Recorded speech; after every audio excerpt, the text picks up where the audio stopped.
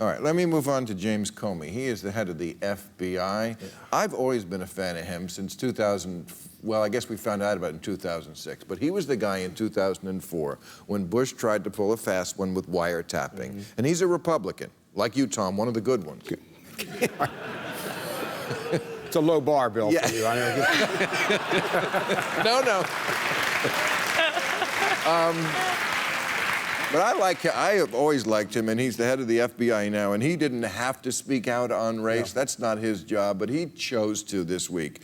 And he basically said something which, to a lot of people, is a little counterintuitive, which is basically you can have racism without racists.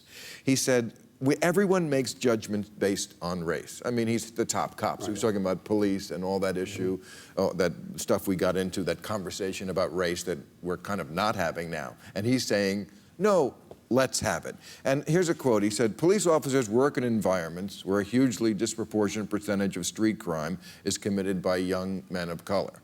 That's when the Fox News crowd applauded. And then he said, a mental shortcut becomes irresistible. The two young black men on one side of the street look like so many others the officer has locked up. See, the cops are not racist, he's saying, but we're only human beings, and this is the country we live in. I got to commend him. I thought Bill, this was widely heralded by both sides when you look at it. Unlike some of the other statements, people have tried to wade into this. Both sides, I think, gave him a wide acclaim on this. It's such a rare moment to have a high-ranking public white male official acknowledge the history of law enforcement and racism in the United States of America, to quote Avenue Q, a Broadway musical, where he said, we're all a little bit racist. That's not something top cops usually say out loud.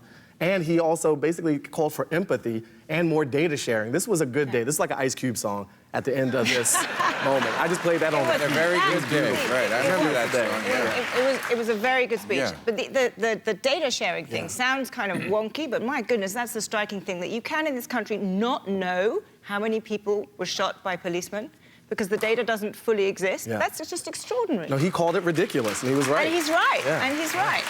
So how do you get people to see this point, that you can have racism and sexism without racists and sexists? Because it is a little bit subtle. You need more people like him making speeches like that. You do. That is the conversation we should be having. And again, the source matters so much. When Eric Holder says it, it's easier for people who disagree with him to write him off. Oh, a black guy's talking about race stuff, surprise. But when, again, the guy with the biggest badge in the country who happens to be white says this, we all have these.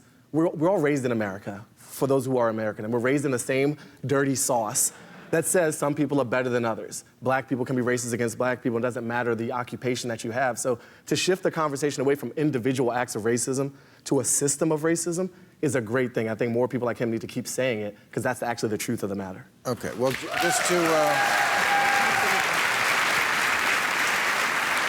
just to defend the police for a minute and show that they're not always shooting black people, let's show the film that happened this week where they're shooting a Hispanic man. This is Pasco, Washington. Look, this guy was throwing rocks at the cops, then he ran away.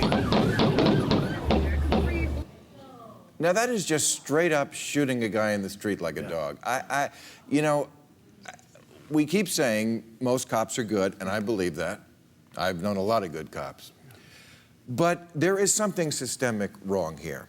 And again, not all cops, but tell me why that is not cowardly. Why is that not cowardly? This guy is just, I mean, throwing rocks, not a cool thing, but then he's running away. Even if he was throwing rocks at the time. Really? You got to shoot him? And it's 3-on-1 too. I mean, it's not like they couldn't have wrestled the guy to the ground. And this is one that got caught on camera. Look, we and even you, Bill, are often fond of demanding that people in the Muslim world decry terrorism. When terrorist acts happen, you need to separate yourself from that. I think the cops need to do that in situations like this. That's right. You need to hear them loudly saying, "Not us, not in our name," because that's not what they're about. That's where we seem to be going in the opposite direction now. That's exactly what's not happening. Well, because there's this protective layer of this kind infallibility. Of defensiveness exactly. And to take that analogy a little further, how much bad shit has to happen before people admit it's something systemic in the culture. The police culture needs a page-one rewrite. I mean, I don't know if it's retraining, rethinking, re-leadership, but something has to change where they think they can get away with doing it. It also comes from it comes from the gun culture too, because there are a lot of times police do go into incredibly dangerous situations where they are likely to get shot. That's the job. It is the job, They're not shoe salesmen. but they're not shoe salesmen, but there are other countries where you don't have quite so many guns, where it's not quite so likely that you're going to get shot. But they're at. not living in those countries. No, they know the job when they took it. but- It's a dangerous job. By the way, doesn't make the top 10 of most dangerous jobs in America. I'm not those... disagreeing you, Bill, but I'm saying that you need to have the conversation about race, and you need to have that conversation about what the culture is in the police force, but you also need to have the conversation about guns, because the two together are what make this so different. Well, that spoken like a true UK resident, where the Pobbies don't carry guns at all in urban I would areas. submit it's a nicer place in that sense. And that's not going to change, I hate to tell you, but this is the gun country.